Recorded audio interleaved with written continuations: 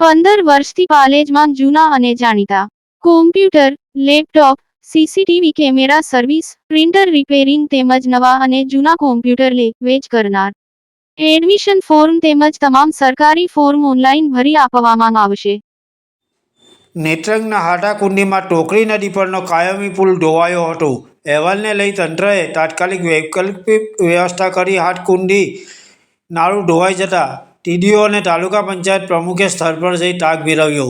લોકો જીવના જોખમે બે થાંભલા પરથી નદી પાર કરવા મજબૂર હતા. હાટાકુંડી ગામે મજબૂત અને નવો કાયમી પુલ બનાવવા ગ્રામજનોની પ્રબળ માંગ.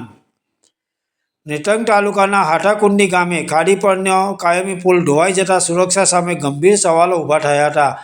આ બનાવના અહેવાલો હિન્દુસ્તાન સમાચારમાં આવતા ઘટનાની ગંભીરતાને ધ્યાને લઈ ટીડીઓ હરેશ પટેલ અને તાલુકા પંચાયત પ્રમુખ મગન વસાવાએ સ્થળ પર પહોંચી તૂટેલા નાળાનું ઝીણવટભર્યું નિરીક્ષણ કર્યું હતું.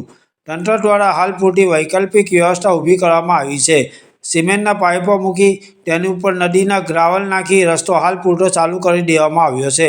પરંતુ ભવિષ્યમાં કોઈ મોટી રેલ આવે તો દુર્ઘટના ન સર્જાય તે માટે તાત્કાલિક ધોરણે નવો અને મજબૂત કાયમી પુલ બનાવવાની સ્થાનિકોમાં ઉગ્ર માંગ ઉઠી છે.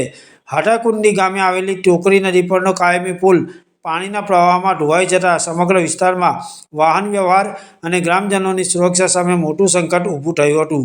ઘટનાને પગલે સ્થાનિક તંત્ર હરકતમાં આવ્યું હતું અને ઘટનાની ગંભીરતાને ધ્યાનમાં રાખીને તાલુકા વિકાસ અધિકારી અને તાલુકા પંચાયત પ્રમુખ તાત્કાલિક હાટાકુંડી ગામની મુલાકાત લીધી હતી.